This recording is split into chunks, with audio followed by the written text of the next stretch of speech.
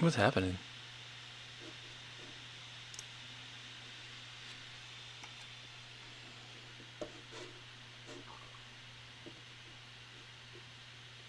All right, what's going on, everybody? I think we're live now. Time for another live stream. Something weird just happened on my end.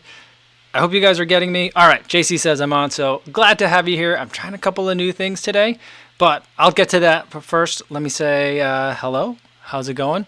It's still a hot day today. It's supposed to be like raining by now, but there's like hardly a cloud in the sky. It's a beautiful, warm, hot day here in New Vienna, Iowa, 3 p.m. August 28th. 2020, almost nearing the end of the month, almost nearing Labor Day. We're getting close. I don't know close to what, but seasons are a changing, I guess. Let's see who's here. Got a little bit of a wine versus beer discussion happening in the chat today. I think that's pretty cool. I think we could kind of talk about that a little bit more today, but I think it was started by, who started it? I think it was Chris Yao started it. Very cool. But, you know, lots of people are getting in on the conversation. We got Frank LaHoulier here, JC, Terrence Huey, Albert Lung, Chris McLean. He says, happy Friday, everyone. Confined to the treadmill tonight. Torrential rain all day here in the UK. So it's not a beautiful day everywhere. Today, what I'm doing is I'm listening to like the feed that you guys are hearing. So I'm going to try to do a little bit better, make another effort to make the sound better on these podcasts and on these live streams. First thing that comes to mind is that I'm hearing a lot of the sound of the fan of this laptop. Because whenever like it starts streaming, the fan starts spinning up real hard, and I'm hearing that. But hopefully you guys are hearing me a little bit louder than normally today. Hopefully the audio isn't clipping too bad. Let me know if it is. Because I'll try to tinker around with that. Derek Dixon says, feed sounds good, Co, so thank you. I was listening to it today because I used a clip from the live stream in the video today, and I was like, whoa, the volume's really low. And I've listened to it before, and I know it's low, but I'm just trying, I'm looking at the waveforms and trying to get the waveforms to like fit in that clip, but that ends up with like low volume. So I'm not really sure how to fix that. I'm not a sound engineer. I think you guys have realized that already. I think we had an SL20 reference earlier. Where did it go? I mean, you guys have been talking about the SL20s a lot today, but I think the first was someone talking about the Kofuzi colorway. I think it's funny when you guys call shoes that. But the version that I have, which is like the one that looks like you kicked a paint bucket with your shoes. Let's see, where'd it go? Chris Dyke says, first run in my new SL20s today. Let's get the word of the day sound in there. In his new SL20s, and I can confirm they are just as fast and awesome as my originals. And he had original ones. He had a different pair with the Seth colorway. What was the Seth color? What did he have? I don't remember. He had the blue ones, right?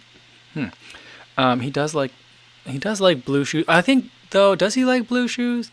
He referred to his beacons as his baby blues. Those are the only blue shoes that I ever really remember him talking about. But yeah, some discussions about the SL20 today. And then someone else was saying that, where did that go? Something about Adidas. They should have like a buy one, get one free.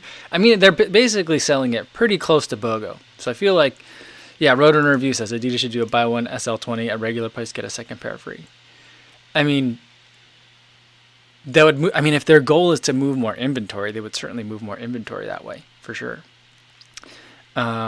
Spence Ohm says he's getting close to tolerable weather where he is. Well, good. Hopefully it cools down for you a little bit more.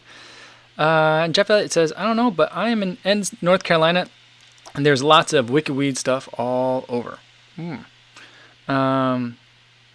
Andrew Kish said, went with Abomination Brewery today for all the New Jersey East Coast people.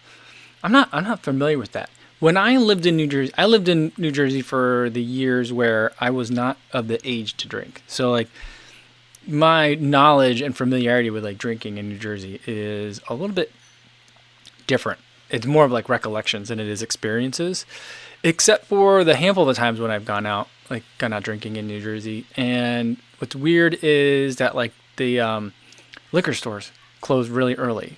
And so like you have to plan ahead if you're going to be doing any drinking at home a little bit. Have they changed that yet? Is that still the case?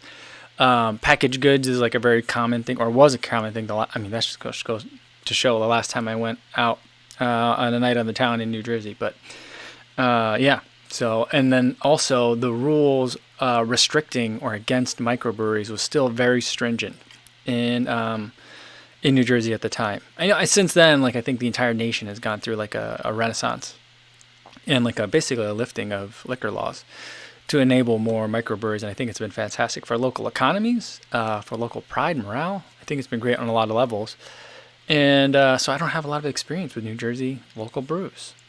That's something that I would like to fix.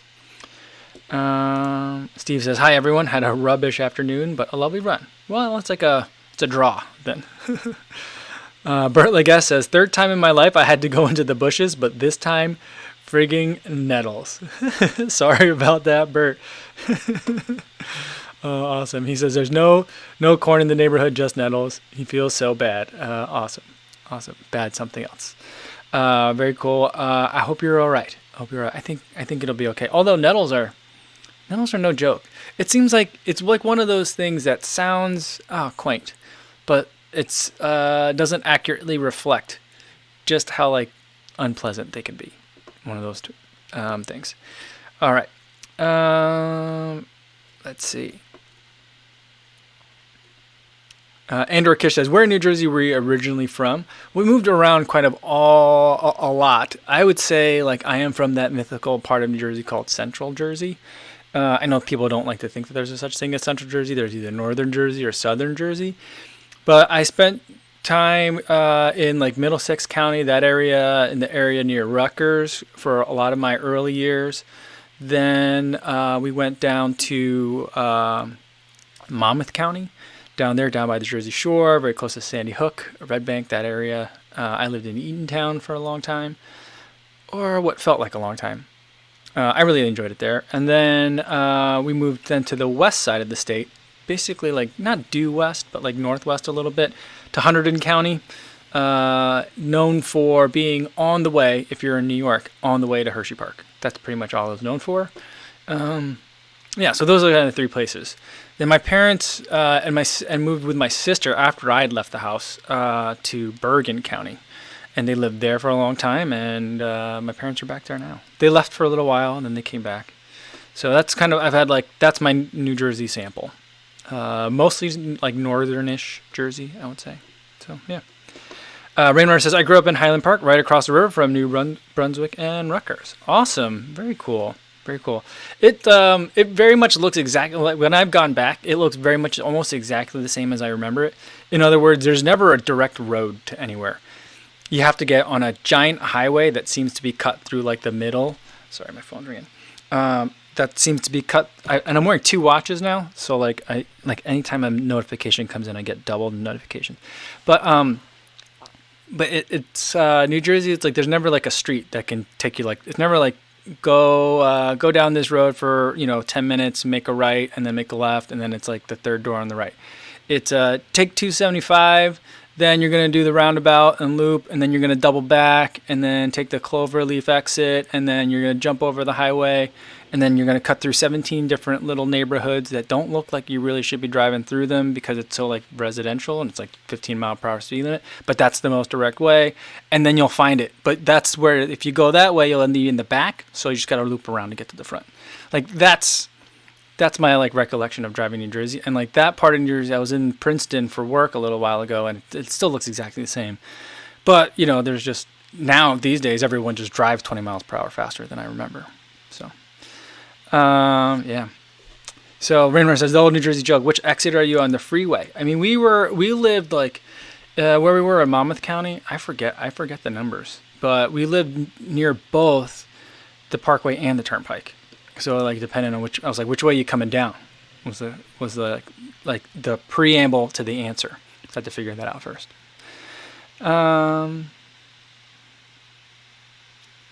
Yeah, Recycle on Wednesday says, "Wait, you won't say that word for bum, but you're okay with wanker? Rules about swearing are so weird."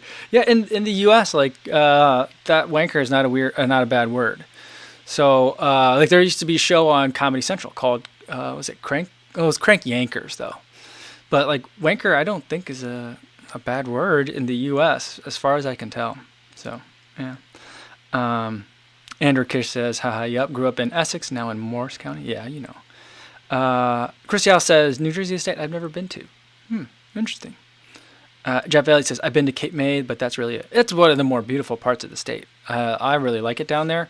I remember I was watching the news like earlier this summer when like a big storm came through, and they were like reporting from Cape May. And I was like telling my mother-in-law and I were watching TV. I was like, oh yeah, hey, we used to vacation there sometimes. But it was really far because Cape May is all the way, it's like a peninsula all the way at the bottom of the state. And, you know, you'd have to pass like Ocean City and Long Beach Island and lots of other really fun places in New Jersey to get there. So I was like, well, why would I go all the way down there when there's lots of good stuff like en route? So that's kind of my experience with like the Jersey Shores, is those areas that were a little bit further south of where we live. But I mean, we were about 15 minutes from like a beach, but the really nice beaches like the boardwalks and like the beachy towns, those were like about an hour and a half, maybe 2 hours away, something like that. Andrew Kish says, running on the streets in New Jersey is like playing Frogger. I mean, like I think in like subdivision and like suburban streets, it's one thing, but like, you know, some of those other streets I was talking about, like when you're cutting through, you can't run on those because there's a big cement divider median in the middle, so you can go across those. But yeah, New Jersey, like on a macro and on a micro level, is you know, has that close to everything, near nothing kind of thing, where it's like, you know, on the macro level, you've got oceans, you've got mountains, you've got cities, you've got rural areas, like all close, but you're never in any one of those, rarely. You're just like in like some weird sprawling subdivision. And then on the micro level too, it's like, I want to go to like the convenience store over there, but I can't walk there because it's far too dangerous because there's too many busy streets. But to drive there, I got to first drive 15 minutes that way. So that way I can get onto the right side of the highway to get onto there. And so you'll see lots of like the same thing on like very close to each other, just on different sides of the highway for that reason. So, I mean, maybe I'm very cynical because I hate driving, and New Jersey life requires a lot of driving, and I just don't have the patience for it. I mean, remember, I get lost really easily. So yeah. Rainrunner remembers the cross country meets at Homedale Park. Oh yeah. Those, I mean, that's the only course that I remember. I ran it recently, like 2 years ago in the Ride ISO 2s. Or maybe it was a Ride ISO 1s. But yeah, running that bowl is no joke. You remember that? The bowl at the course in Homedale Park is this giant, like, it's kind of like it looks a little bit like a thermometer, or like a big bulb at one point, where you go down and then it's a gentle sweeping downhill for a really long time, and then you come back up out it really super steep, and then you make a left, and then you go even more and it's still super steep. Did I say that right? Yeah, that's like a tongue twister. Still super steep. And like, I just remember they would park an ambulance at the top of the hill at the bowl because they were like, people aren't going to make it. You know, they're making it, but you know, it's like these high school kids that are just racing as hard as they can.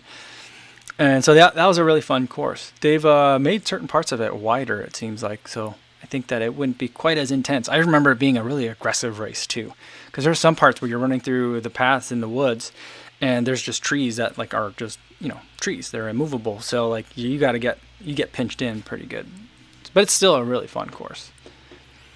Let's see.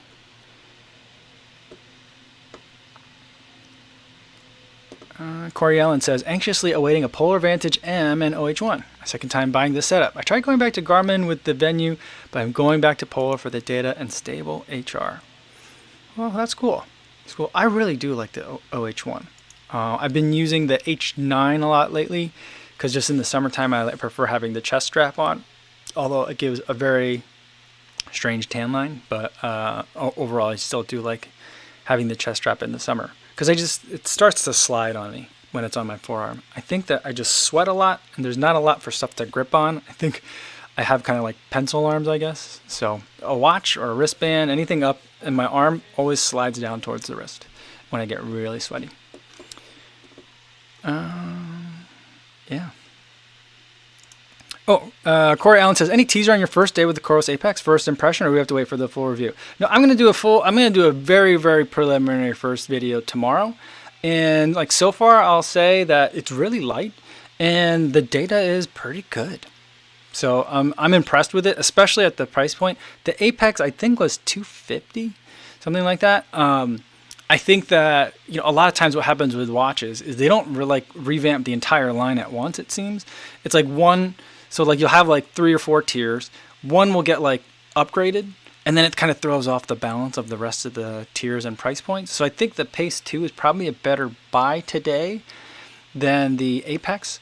But there are some things that I think that, you may want. It's going to be very subjective, but in terms of things that you might want to have in a watch, it could be better. But in terms of like metrics and like, sensors and things like that, I think the Pace 2 is probably the better buy. But yeah. Stevie Soundtex says pencil arms and melon head. Yeah. Basically when I used to ride motorcycles, I would joke that I look like a toothpick with an olive on top because I would have black everything and I had a big giant black helmet. So yeah, so that was my look. That was my look. Awesome. Yeah, Jeff Elliott says 250 is great for a nicely featured watch. It's amazing. And I've only had it. I've only started wearing it like now 24 hours ago basically. So I haven't had a chance to test the battery life. But if the battery life is as epic as I say, it's gonna be pretty crazy. Because then like if the real life usage matches up anywhere near the paper specs, I'd only have to charge this thing like once every 3 weeks, which is crazy. Yeah. Jeff Elliott says, I think that's how much I paid for the Garmin 245. I think that's about right. Yeah, Frank Lahulu says the Apex has maps, which is cool. I'll have to double check on that. I didn't use any maps or navigation today. Today's run was just about comparing. So I compared it against the Grit X, which is an admittedly unfair battle, especially because I'm taking a $250 watch and comparing it against a $400 watch with a $220 foot pod and a $50 external heart rate monitor. So it's like definitely very different. But I kind of use that as baseline in terms of like this is what I consider like using pretty much not any GPS watch, but using a GPS watch that can syncs, that works well with external sensors. You're getting pretty accurate data. That's what I think. So that's like my baseline for it. But I think the Coros Apex did pretty good, really good, except for the heart rate, which is what I would expect. Jesse Goldstein says, what is your opinion of the durability of Power and PB? I don't know. I have it in the longest mileage that I have is only 70 miles in the Endorphin Speed. I think FOD Runner, Andy's got over 100 in his. So he might have a better idea of the durability of Power and PB. I would expect that it's going to be pretty high. Based on kind of what I'm seeing so far and everything that I'm hearing, I'm not hearing that it's like, yeah, it's great, but you're only going to get a couple of races out of them. I don't think anyone's been saying that. Granted, not a lot of people have been racing, so it may not be something that's just come up yet, but I think it's going to be much more durable than ZoomX, for example.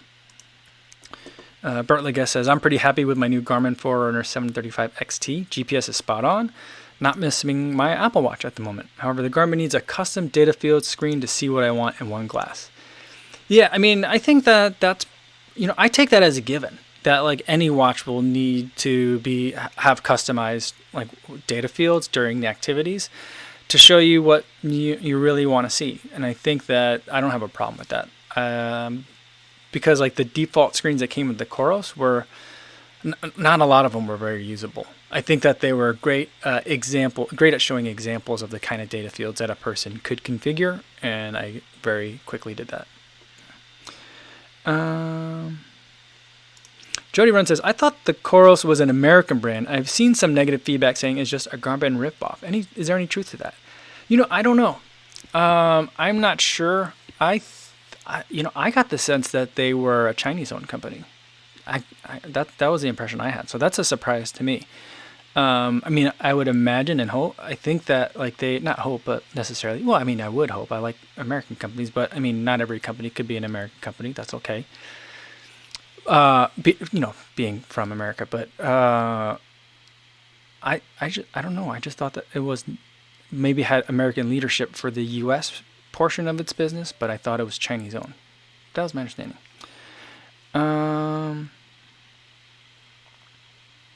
Clark Kent says, "Hey Kofuzi, I ordered the one with the pink fade transition to white from Ideas Ultra Boost. What's your opinion on guys wearing slightly pink colored running shoes?" I think it's awesome. Pink is a power color, so I think it's great. I ran the Chicago Marathon 2019 in pink shoes, as did a lot of other people. But yeah, I mean, pink is, I don't have a problem with it.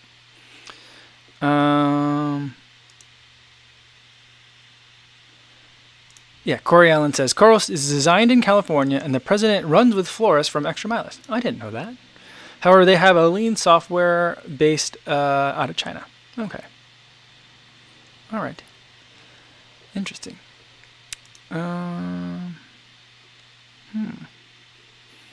Luis Ribeiro says he's watching from Brazil. Awesome. That's very cool. Thanks for watching. Good to have you here, Luis. Let's see. What else we got here?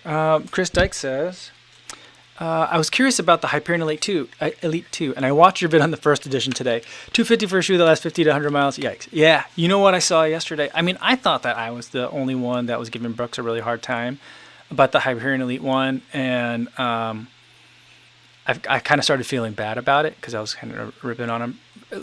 Not only because the shoe is a strange choice in terms of execution, but also the way that the shoe was launched from like a marketing operational perspective. I thought it was really problematic.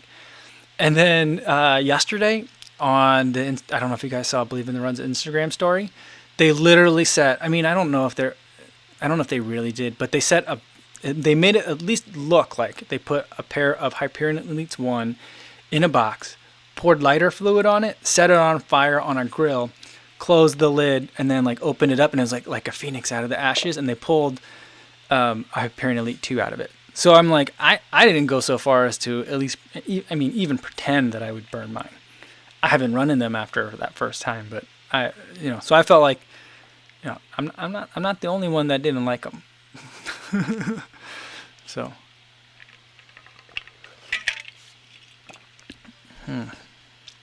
Fury says, do you use a flip belt? I'm thinking about getting one to hold my phone. I do use a flip belt. It's probably my most frequently used running accessory.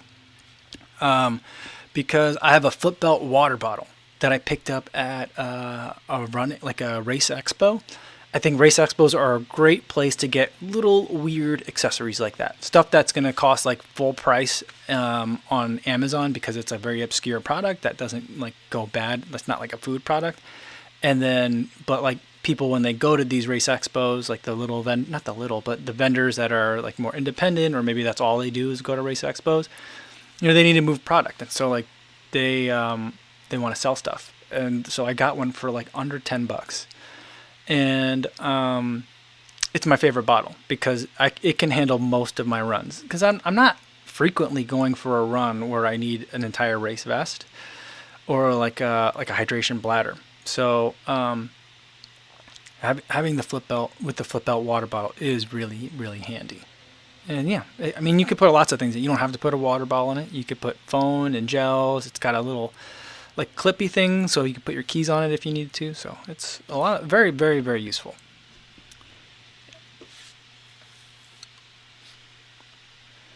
Corian says, "Hey Co, they are headquartered in California and they run their software from China." Oh, okay. Well, that makes more sense. I mean, I suppose that like to at least some extent, I would imagine that all the watchmakers have that type of scenario. Although I guess I don't know for sure. Yeah. Dr. Semi says, "Hello from Turkey. I bought the Vomero 14. Thank you." Oh, I'm glad you enjoy it. That was a good shoe. That was the first all React shoe. Well, I mean, there was the Epic React. But then after the Epic React, I think in terms of like the more traditional Nike running line, I think the Vomero 14 came first. Rainrunner says, "I feel silly that I purchased the Triumph 17 a few weeks ago at $120 because now it's $90 on Running Warehouse." Yeah, that's a bummer when that happens. Like, and I think that's to a large extent. That's why a lot of I think that in retail, running retail especially, they've had kind of a mixed relationship with like launch dates and release dates. I think they're now understanding that like you specify a release date because then it builds anticipation and excitement for it. You get people on pre-orders and stuff. I think previously they were really worried about like eating into potential sales of the previous version in like the month before the new version comes out. And I don't know if that's more something that the retailers wanted, because I think at that point the amount of money that like the shoe manufacturer makes is limited, right? They've already made their money. It's the retailer, like the last mile retailer, that would take a bigger hit if they can't sell it at a higher price. So I think I think that's going to change more. We're going to see more of that. More people there's going to be release dates. It's going to be on calendars. It's going to, yeah. So, but it's definitely a bummer. But on the other hand, you still did get a really great shoe that is a value at $120.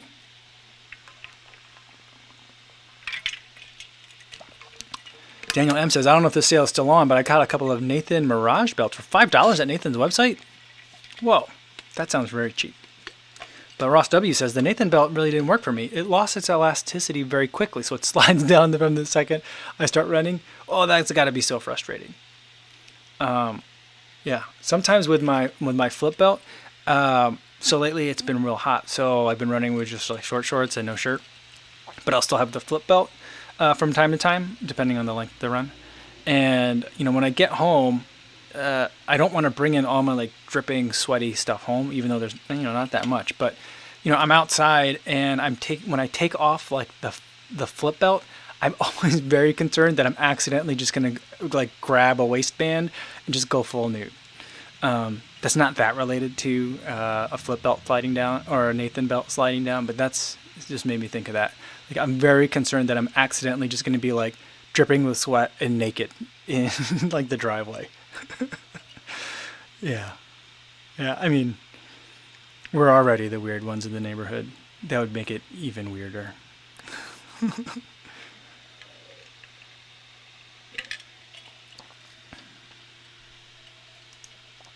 Well, Martha says, talking about Rain Runner situation, if you bought it at full price at Running Warehouse, they'll give you a credit for the difference if you call them, if it's just a few weeks, I think. Ooh. Okay, well, Rain Runner says it was still discounted from 150. Yeah, I thought that 120 wasn't the normal purchase price, so you still got a really good deal. But not as good as 90, for sure. Carrie S says, is the Zoomfly line dead? I think it is. I think so. Yeah, which is weird because I think a lot of people really loved it, but I don't think a lot of women loved it. I saw very few women running in that shoe. Well, which is weird because I see a lot of women running in the in Vaporfly, but not really a lot in the Zoomfly. And I think a lot of it was weight and just like a thick stack height of React foam is sometimes can be difficult to run in. Clark Kent says, did you hear about the Ghost Pacer? It's a Kickstarter project, and what you do is you put on these sunglasses and it displays a virtual holographic runner that matches the pace you want to run. Yeah, I saw an ad for it on Instagram, and I think I took a screenshot of it and was like, WTF on Twitter, because it just looks goofy. I mean, I run with a selfie stick, so like I know what running goofy looks like. That I'm not sure, because then you have to run with like the hologram thing on, and I know it's augmented, right? So it's not like you wouldn't be able to see what's going on around you, but I want to see someone else do it first before I try it. Let's put it that way. I mean, I like the idea because like it reminds me of all those like racing, like race car games. Like you remember in Gran Turismo, they used to have that where you had to like beat a time trial. I mean, I think the last Gran Turismo that I played was Gran Turismo 2, but I like that. It makes you think about your lines. It makes you think about pacing. I mean, lines are not as important in running, but yeah, I think it could be a really interesting idea. And I think that I would actually really like it for a person like myself who has a very hard time dialing in pace. So if someone's like, run a 7-minute mile, okay, maybe I can do that. Run a 7:10 mile. Now run a 7:15. I'm not sure. All right, I can run a mile that's close to all three of those, maybe. You know what I mean? So I have a hard time like being very precise with pace, or like always knowing, like let's say we were running a threshold run, and someone's like, "What pace are we running right now?" I'd be like, "I don't know." So yeah. So I think that would be helpful, but I love the idea. Like, I wish the idea of Google Glass didn't die so fast. But like wearing like augmented reality goggles to run seems. I just feel like the technology is not light enough to be there. Bert Legas says, today I gave my. Oh, see, as soon as I start reading, it jumps. Where'd it go? Where's Bert's comment? Okay. Today I gave my Odyssey React Shield 2 a second chance. I'm going to put it back on the rotation as my only neutral shoe and use it for short steady runs, max 10 miles. Oh, okay. Isn't it hot to be running in the Shield 2 though? Because I feel like that'd be a pretty warm shoe to run in. I had an all black pair of those, but I actually never got a chance to run them. I gave them to Seth to give away or donate, but because I was like, it was March. I was like, I'm not going to run in these now. Andrew Kish says, New Balance 1080 or the Beacon 3? Good question. I would probably pick the Beacon 3 personally, because most of the max cushion shoes I'm not a huge fan of. I enjoy them. I understand exactly why they exist. There are times when I want a pair, and like really like this is the perfect shoe for how I'm feeling today. But I get much more use out of a daily trainer like the Beacon 3. I still haven't tried the Beacon 3 yet. I think if it's like the Beacon 2, which I think it is, that's my understanding, because it's still Fresh Foam, not Fresh Foam X. So I think it's going to be very similar to Beacon 2, and I'm all about that, because that was a great shoe. All right. Chris Dyke says, I think yesterday there was a convo about Skechers. I would love to try their shoes if it wasn't triple the cost to buy them in Canada. Is that true? Really? Oh, because then you lose like a major part of the value proposition of that shoe.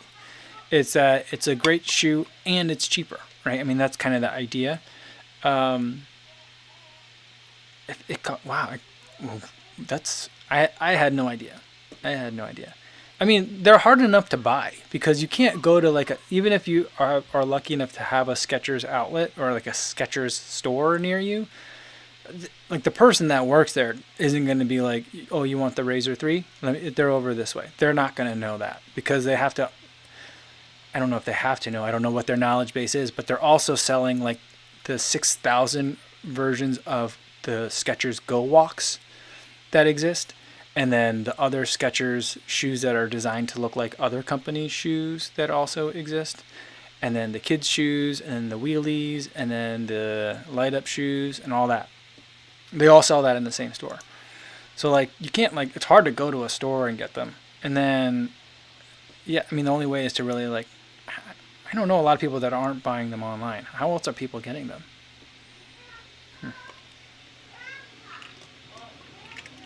Ilya Kim is here, says, hey everyone, what's going on?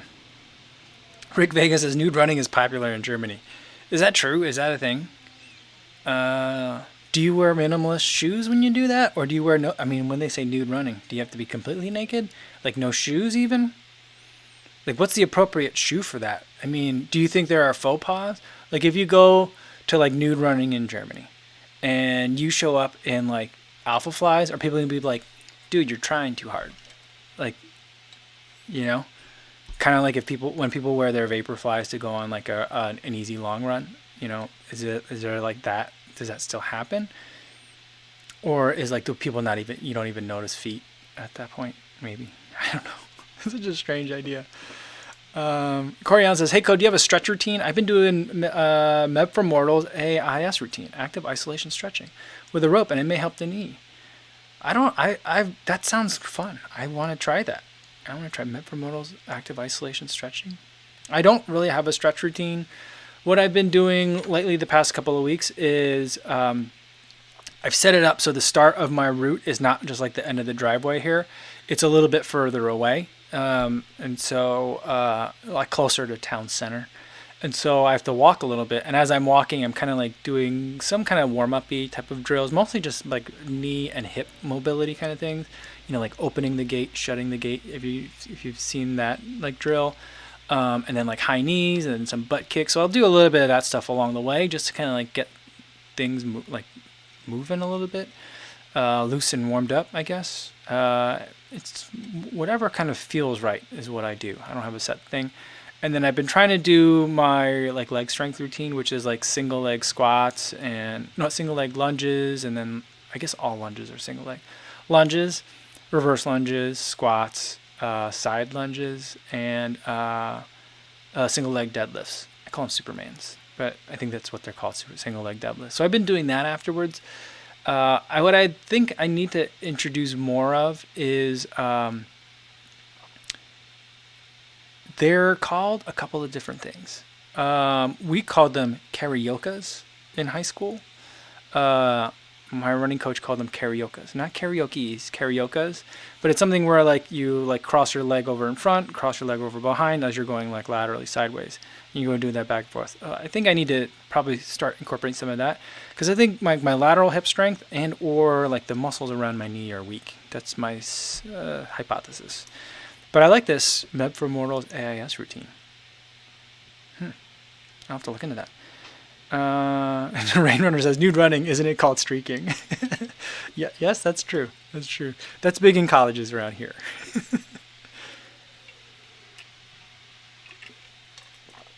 Let's see. Martha says, nudity in general seems popular in Germany. I wouldn't know. I've never been to Germany. I would really like to go. I really want to do the Berlin Marathon and then stick around for Oktoberfest. I think I mentioned that before in a live stream. Yeah. Steve Ehrenberg says, I'm pretty happy with my 3-shoe rotation right now. Hyperion Tempo, 1080, and New Balance 1500. I don't see anything out there now I'm coveting. Very nice. Very nice. Brooks and 2 New Balances. Very good. Let's see. J Page says, I have the Zoom Fly 3 and found it for around $75. Awesome. Very cool. Like, I remember when I was running with the Nike team. Team is not the right word, but like the Nike people. I mean, we were a team. We consider ourselves a team. Last summer and fall for the Chicago Marathon, they gifted, I think, the women a pair of the Zoom Fly 3s. I don't think I ever saw any of them wear it. Like they say, they all wore them like once, and then they preferred the Turbos and the Pegasus much more.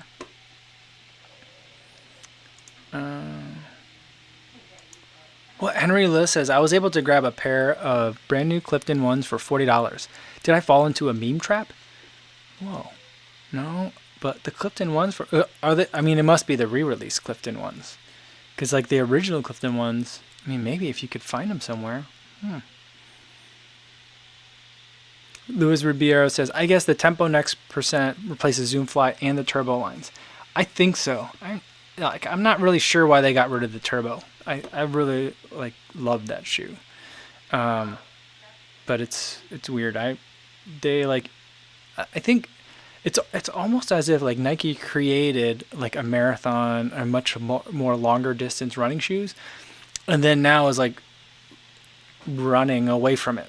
Shying away from that market, because everything else seems to be now like catering to people that like 5K is a long distance, so people that are like on the track. So there's more spike, like 2 different new spikes now, and there's just a lot more stuff for much shorter distance, it seems. Let's see. Let's do a couple more. Kevin Scott says, am I obsessed if I own 8 different Reebok running shoes? I think you are, if you do, because like, are they? There must be multiple of the same model, right? Because I don't think there are 8 Reebok running shoes. I do have a pair of Reebok shoes coming. It'll be interesting. It'll be very interesting. I'm super excited for it.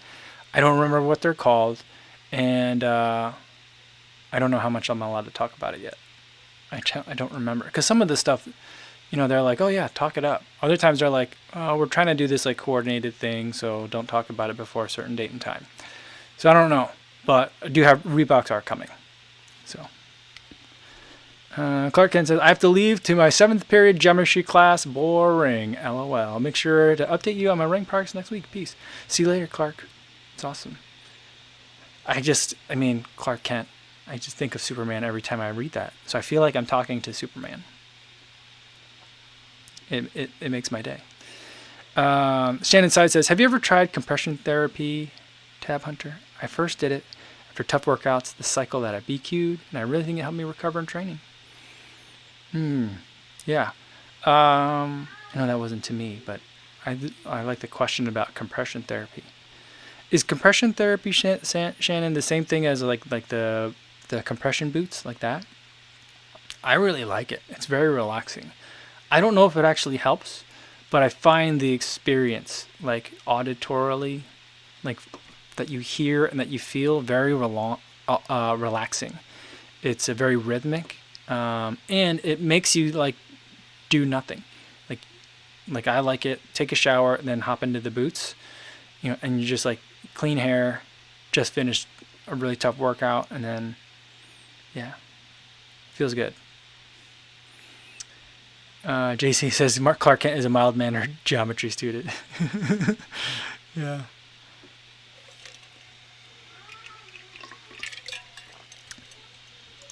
Mark Rainey says Kofuzi Poetry Series. Always here, sometimes with beer. Runs quite fast, fresh foam blast. Kofuzi, no fear, to take it from here, more to come. Sweet. That's nice. I like that. Did you just come up with that right now? Amazing. Innes Dunbar says, just checked. I have 6 pairs of Hokas. They're all different, though. Yeah. I think I have 3 pairs of Hokas right now. Another one just came. So I think I have 4 now. But, yeah.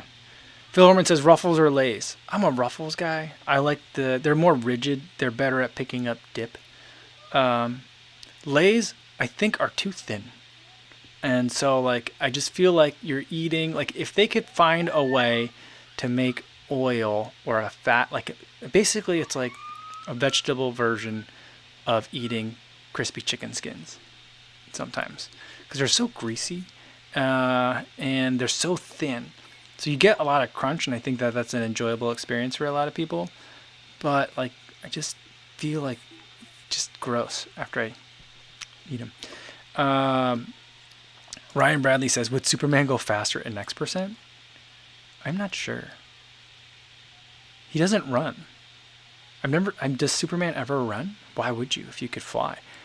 Here's the thing that I don't understand about Superman.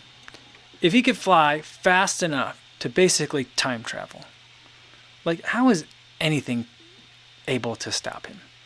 Right? Like, the wind speed required to be that he'd be able to tolerate, to be able to go that fast. Right? Like, like the mythology that stopped me. I mean, here I get it. We're talking about a superhero, and I'm also asking it to follow certain laws of physics. It's kind of a conundrum. It's like the sci-fi conundrum, right? You have to like believe something else that doesn't make sense, and then you get mad when it's not like consistent with other things that are supposed to make sense. So I don't know. Shannon said that was a weird aside.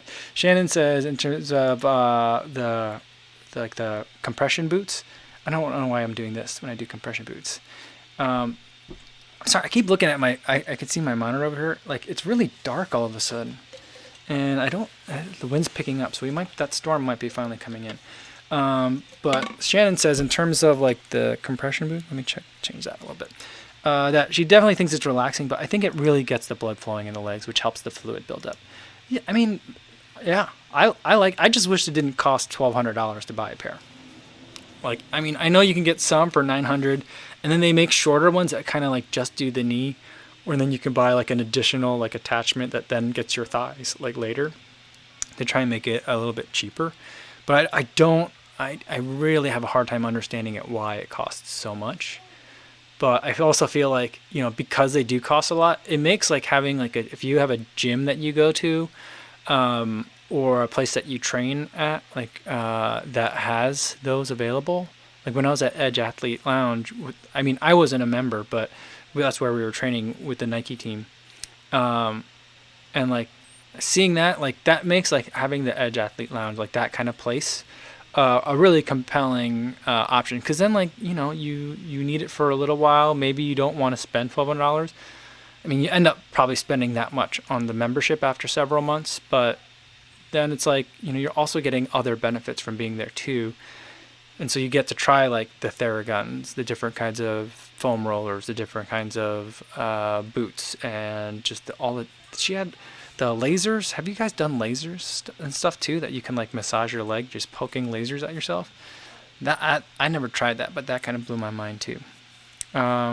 But yeah, I do wish I had a pair of those, because then I also feel like visually it's a really great signal to like, I'm in relaxing time, leave me alone please, which I feel like, when you have kids, it's really important to have like visual signals that like, not right now, this is daddy time kind of thing.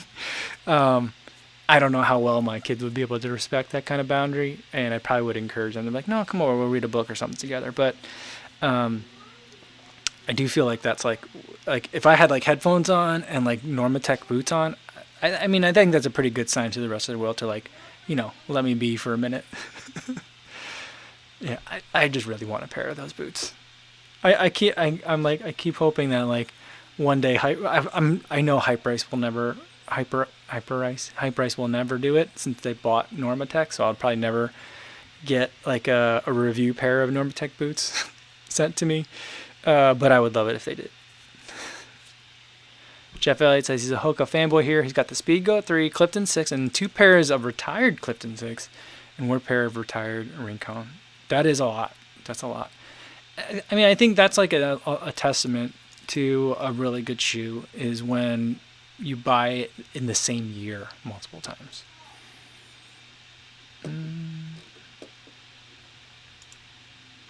Brian Cook says, you mentioned recently that you might be getting some Brooks Catamounts. Any updates? Yeah, I don't have any updates, unfortunately, and I don't have them yet. But as far as I know, someone's planning on sending them to me. So I haven't followed up, but I sent them. They asked me if I was interested. I said yes.